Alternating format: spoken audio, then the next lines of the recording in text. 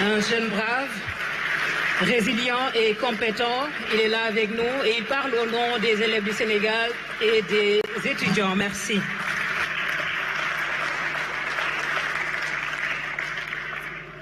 Son Excellence, Monsieur le Premier ministre, Mesdames et Messieurs, je suis Pape Nartago Mbaye, jeune Sénégalais handicapé des membres supérieurs, fier bachelier de la CS2.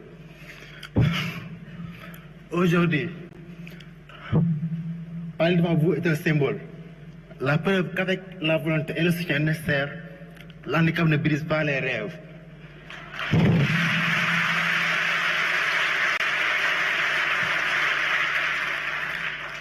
Mon parcours scolaire a été un combat. Sans main pour écrire, j'ai appris à tracer mes lettres avec un stylo entre les orteils. Chaque page de cours, chaque examen fut une victoire sur l'exclusion. Mais Monsieur le Premier ministre, combien d'enfants n'ont pas cette chance? Combien voient leur avenir scellé par le manque d'écoles adaptées, le manque de tables-bancs adaptés, le manque d'outils pédagogiques adaptés, ou simplement la foi en leur potentiel? L'État doit agir. Notre credo, le Djubanti, exige que chaque enfant handicapé ait les mêmes opportunités que les autres.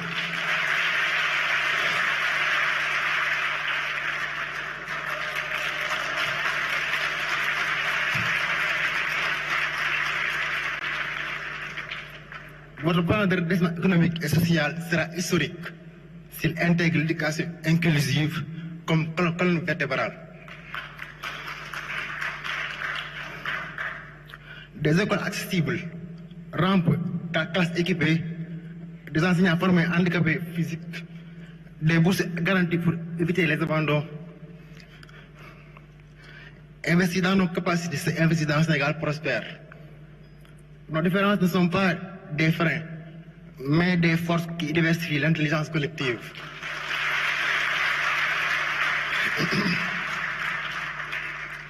Résilience, ce mot résonne en nous. Excellence, Monsieur le Premier ministre, vous avez montré que les épreuves forgent les destins. Vous avez tenu debout. Nous, jeunes handicapés, portons cette même résilience.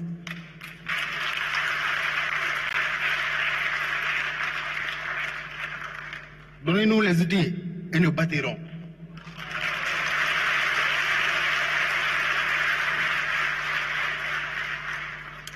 Comme le disait Nelson Mandela, cela semble toujours impossible jusqu'à ce qu'on le fasse.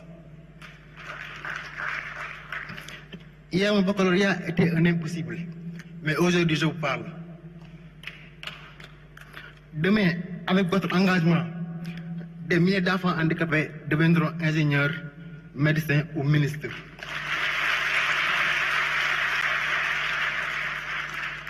Monsieur le Premier ministre, le Sénégal de demain se juge à la façon dont il traite ses plus vulnérables. Faisons l'école un droit réel, non un privilège. Je vous tends mon stylo tenu par le pied. Il est temps d'écrire ensemble ces nouvelles pages. Permettez-moi d'abord de remercier mes parents, surtout ma chère mère,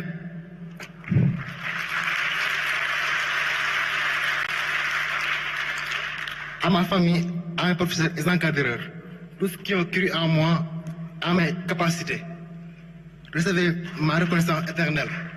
Je vous remercie.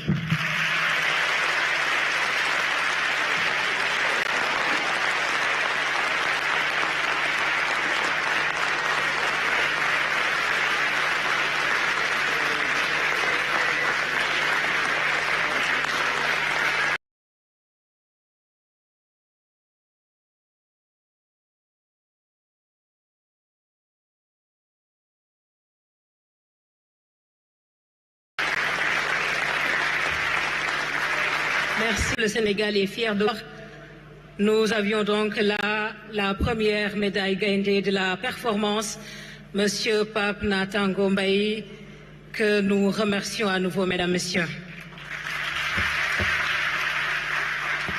Et nous reprenons donc avec les syndicats et cette fois nous passons la parole avec donc au syndicat des travailleurs représenté ici par Monsieur Modi Guiraud.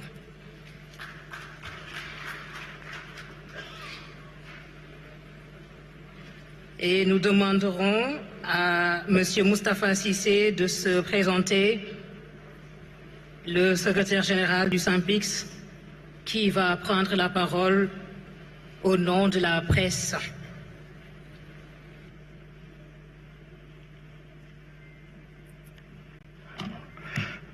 Bonjour tout le monde. Bonjour.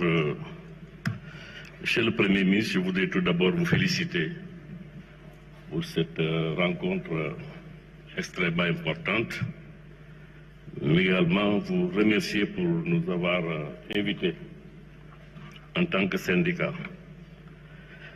Je voudrais donc, à l'entame de mon propos, réitérer nos félicitations à notre fils ou neveu, Pambay, qui s'est brillamment illustré. Et je voudrais prier pour que l'ensemble du Sénégal puisse l'accompagner pour sa réussite. Mais je voudrais, à travers ce qu'il vient à travers son expression tout à l'heure, montrer l'importance donc de l'utilisation de nos ressources, Monsieur le Premier ministre. Je pense que je partage avec vous l'idée de la souveraineté. Nous sommes entièrement d'accord avec vous qu'il nous faut encore pousser vers notre souveraineté. En tant que citoyens, en tant que travailleurs, nous sommes d'accord. Nous sommes d'accord également pour que l'élargissement de l'assiette fiscale et la baisse de l'assiette fiscale puisse se faire au Sénégal. Parce que nous vivons en tant que travailleurs une pression fiscale, ce qui n'est pas normal, et nous pensons qu'en élargissant l'assiette fiscale, nous créons les conditions de plus de solidarité et plus de ressources pour le gouvernement. Mais nous sommes d'accord avec vous également pour dire que l'exercice ou les sacrifices consentis par les peuples ne devraient pas seulement servir à satisfaire les injonctions de nos partenaires multilatéraux. Le ministre de l'économie et des finances tout à l'heure a parlé, je l'ai suivi.